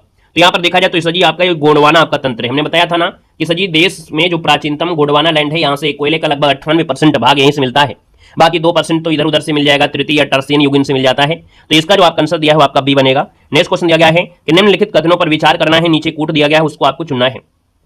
कह रहा है सजी आपने दिया है भारत में अंतर्देशीय, है ना, अंतर्देशीय जलीय मार्गों की पर्याप्त विकास नहीं है, ठीक है ना। चलो नहीं है, पर्याप्त देखो दिया है, इसका मतलब सही बात है। भारत के अधिकतर भागों में वर्षा साल के 4 महीने में ही होती है, हमने कहा ये भी सही आपका दिया है। यानी देखा जाए तो आप कहेंगे सर पहला आपका पॉइंट बिल्कुल सही है और दोनों सही हैं, और आर एक ही सही व्याख्या करता है। भैया जब 4 महीना बारिश होती है तो फिर कहां से ज्यादा इसमें अंतर्देशीय व्यापार होगा, यानी जलीय मार्ग की कहां से व्यवस्था हो सकती है? सूख जाती है नदियां तो कहां से काम होगा, यानी आपका पहला पॉइंट बिल्कुल सही है। क्वेश्चन आपसे अगला पूछा गया और आपसे कह रहा है सूची फर्स्ट को सूची सेकंड से सुमेलित करना है। तो सर जी यहाँ पर सूची फर्स्ट को सूची सेकंड से सुमेलित कर लीजिएगा। यहाँ पर देखा जाए तो क्षेत्र दिया है और खनिज दिया गया है। बादाम पहाड़ जो आपका है ना, बादाम पहाड़ ये जो जुड़ा हुआ है वो आपके लौह अयस्क से जुड़ा है। ये कोडरमा जो आपका है ना, अब्रक से आपका जाना जाता है, अब्रक के लिए जाना जाता है। ये जो आपका दिया गया है मोसाबानी, मोसाबानी ये तांबे के लिए आपका जाना जाता है, और जो रवा है वो आपकी खनिज तेल यानी पेट्रोलियम के लिए जाना जाता है। तो इस प्रकार से इसका स्क्रीनशॉट ले लीजिएगा। यहाँ पर आइएगा, नेक्स्ट क्वेश्चन आपसे दिया गया है कि असम में सर्वप्रथम चाय कंपनी की स्थापना कब हुई थी? हमने कहा था ना कि पूरा मॉडल पेपर जब सॉल्व करेंगे तो आपको कठिन भी क्वेश्चन मिलेंगे, आसान भी आपको मिलेंगे। स्टार्टिंग के 4-5 क्वेश्चन रखना पड़ता है आसान, ताकि आप लोग क्वेश्चन को पढ़ें, कुछ दूर तक पढ़ें। जब आप पढ़ोगे तो थोड़ा मन लगेगा, और पहले क्वेश्चन अगर आपको कठिन कर देंगे तो फिर आपका मन ही नहीं लगेगा। तो स्टार्टिंग में जो क्वेश्चन रखे जाते हैं 8 से 10 है ना, कोई भी आपका होता है टीचर तो लगभग ऐसा होता है कि वो रखते हैं। जो समझदार होंगे, जो समझदार नहीं होंगे वो सोचेंगे लाओ पहला क्वेश्चन कठिन कर देते हैं, ताकि बच्चों को लगे नहीं पेपर बहुत अच्छा है। तो आधे बच्चे तो देख लेते हैं लेकिन आधे बच्चे नहीं देखते हैं। हम क्या करते हैं, सबको मोटिवेट रखते हैं, है ना। हमारा काम है कि सबको आगे लेकर चलना, इसलिए हम यहाँ पर स्टार्टिंग में जो 8 से 10 क्वेश्चन होते हैं वो आसान थोड़े होते हैं, ताकि आप जब पढ़ोगे थोड़ा सा, है ना, जब पढ़ोगे तो कि जैसे होता है ना कभी कभी खाने का मन नहीं करता है, लेकिन जब खाने लगो तो लगता है चलो खा लो और 2 रोटी। वैसे इसमें भी आपको होता है कि अगर स्टार्टिंग में आप जुड़े हैं तो 2-4-10 क्वेश्चन जब लगाओगे तो लगेगा चलो पूरा टेस्ट पेपर ही लगा लेते हैं, है ना। और पहले क्वेश्चन अगर आपको भयंकर दे दें तो फिर आप लोग गड़बड़ हो जाएगा। देखो जी, असम में सर्वप्रथम चाय कंपनी की स्थापना जो आपकी हुई थी वो सजी कब हुई थी? यहाँ पर देखा जाए तो आप कहेंगे सर ये जो आपकी है ना 1839 में हुई थी। कब हुई थी? 1839 में स्थापना हुई थी। और इस समय देखा जाए तो इसकी जो प्रारंभिक प्रारंभिक पूंजी थी वो 5 लाख रुपए थी, ठीक है ना। और इस कंपनी का जो नाम था द असम कंपनी, भारत की सबसे पुरानी व्यवसायिक चाय कंपनी है। यहाँ पर आगे बढ़ते हैं, क्वेश्चन दिया गया है कि भारत में फसलों की बुआई के अंतर्गत शुद्ध क्षेत्रफल लगभग जो आपका है, यानी यहाँ पर देखा जाए फसलों की बुआई के लिए, तो यहाँ पर देखा जाए तो आपका 14 करोड़ हेक्टेयर आपका है, लगभग 14 करोड़ हेक्टेयर है। और यहाँ पर देखा जाए तो आपके फसलों और बगीचों के बोए गए कुल क्षेत्रफल से आपका मतलब होता है। यहाँ पर आंसर जो आपका सी हो जाएगा। नेक्स्ट क्वेश्चन दिया गया है, निम्नलिखित में से सुमेलित करना है, सही उत्तर को चयन करना है। सही दिया गया है स्वर्ण। स्वर्ण में आपको मालूम है स्वर्ण जो आपका है कोलार की एक खान है ना, कोलार की खान जो कर्नाटक में है। कोयला क्षेत्र जो आपका है झरिया, अभी बताया था झरिया जो आपकी झारखंड में है, यहाँ पर आ जाएगा। तांबा जो आपका है खेतरी जो आपका होता है खेतड़ी जिसे बोलते हैं खेतड़ी, यहाँ पर जो खेतड़ी है यानी खेतरी दिया है ये आपके राजस्थान में है। लोहा जो आपका है वो केंद्रमुख जो कि आपके कहां पर है सर, ये कर्नाटक में है। तो इस प्रकार से इसका स्क्रीनशॉट ले लीजिएगा, क्योंकि हमारे जो मिलान करने वाले होते हैं उसमें हम ऑप्शन नहीं देते हैं, क्योंकि आप लोग ऑप्शन को यहाँ पर देखोगे कि क्वेश्चन को याद करोगे। अगर ऑप्शन में आप लोग तुक्का मार दिया तो मान लो ठीक है, लेकिन एग्जाम में जब आएगा तो एग्जाम में आपको जानकारी होना चाहिए ना कि स्वर्ण जो आपका कोलार है, कोयला झरिया है, तांबा खेतरी है और आपका लोहा केंद्रमुख है, ये कहां पड़ते हैं वो भी आपको बता दिया, ठीक है ना। तो इसलिए स्क्रीनशॉट ले लिया करिए। क्वेश्चन दिया गया, भारत के संविधान में पंचवर्षीय योजनाओं की अवधारणा किस देश से ली गई है, बताइएगा। भारत के संविधान में जो पंचवर्षीय योजना आपकी हैं इनकी अवधारणा जो ली गया है, 5 ईयर जो प्लान है, इसकी अवधारणा कहां से ली गई है, इसका आंसर देना है। रूस से ली गई है क्या, यहाँ पर देखा जाए तो आपके सर जी सर जी रूस के सहयोग से ली गई, यानी रूस सोवियत संघ से आपको ली गई है जो आपकी पंचवर्षीय योजना है, मॉडल रूस से आपका है। निम्नलिखित में से कौन विकास की विशेषता नहीं है, कौन विकास की विशेषता नहीं है, कह रहा है प्रति व्यक्ति आय में वृद्धि, जीवन की गुणवत्ता में सुधार, पर्यावरण का ह्रास, साक्षरता दर में वृद्धि। तो भैया यहाँ पर देखा जाए तो आपसे विकास की बात कह रहा है, जो पर्यावरण का ह्रास होगा तो इससे विकास होगा क्या, यानी आंसर आपका क्या हो जाएगा, सजेस्ट हो जाएगा। कह रहा है स्थिर पूंजी की खपत को किस रूप में भी जाना जाता है, ये क्वेश्चन हमने कल भी लिया था और आज भी लिया है, क्योंकि जब ये क्वेश्चन आप दोबारा पढ़ोगे तभी आपको याद रहेगा। स्थिर पूंजी खपत को किस रूप में जानते हैं, हमने कहा था जैसे आपने मकान बनवा लिया और मकान बनवा लिया तो आपका पैसा फंस गया है ना, तो आपका पैसा फंस जाएगा तो भी पैसा तो निकलेगा नहीं, यानी ऐसी पूंजी आपकी स्थिर होती है, यानी ये मूल ह्रास हो जाता है। इसका जो ऑप्शन है आपका 20 का राइट हो जाएगा। अब दोबारा आपसे हमने पढ़ा दिया, अब आपको जरूरत नहीं पड़ेगी, जब भी मिलेगा आप लोग सॉल्व कर लोगे। क्लास यहाँ पर देख सकते हैं कि आपकी क्लास कंप्लीट होती है। यहाँ पर लगभग आप देख सकते हैं कि हमने 3 सेट आपको लिए थे 40-40 के हिसाब से। कुछ क्वेश्चन में यहाँ पर 1-2 एक्स्ट्रा भी हम ले लेते हैं, क्योंकि कभी कभी क्या होता है करंट अफेयर जो आपका होता है उसको अपडेट कर देते हैं, पुराना करंट अफेयर को हम अपडेट कर देते हैं, तो इस वजह से आपका है। तो यहाँ पर देख सकते हैं कि आपने आज जीके जीएस भी पढ़ा और इसी प्रकार से हम आपको 3-4 लेक्चर आपको देंगे और बड़ी बड़ी क्लास से हम आपको देंगे, जिससे आपका जीके जीएस भी क्या होगा, कंप्लीट होगा। बाकी सिलेबस वाली जो आपकी क्लास है हिंदी साहित्य के, वो सभी चैप्टर की जो आपकी थ्योरी है, ऑब्जेक्टिव क्वेश्चन, वो प्लेलिस्ट के माध्यम से देखते चलिएगा। ऐप में नहीं जुड़े हैं तो ऐप में भी जुड़ सकते हैं। ऐप में आपको टेस्ट सीरीज की भी सुविधा दी गई है, वहाँ पर आपको 4 प्रकार के नोट्स आपको सिर्फ 99 रुपये में आपके हैं। AI नोट्स भी है, प्रिंटेड नोट्स भी आपके हैं, ये सभी सुविधा आपके दी गई हैं, है ना। तो ऐप को डाउनलोड करके ऐप से भी हमारा कोर्स परचेज कर लीजिएगा और उसमें आपकी आगामी भर्ती जो आपकी शिक्षक भर्ती होंगे, ये आपका देखा जाए तो आपके यहाँ पर यूपी टेट हो गया, सीटेट, इन सब चीज़ों की टेस्ट सीरीज भी अवेलेबल है, तो वो भी आपको मिल जाएगा। वो भी 99 में ही आपकी सब सुविधा आपको दी गई है, ठीक है। तो चलिए फिर आज के लिए रखते हैं। सेशन अच्छा लगा है तो लाइक करिएगा, नए हैं तो चैनल को सब्सक्राइब कर लीजिएगा। धन्यवाद सभी को, जय हिंद, वंदे मातरम।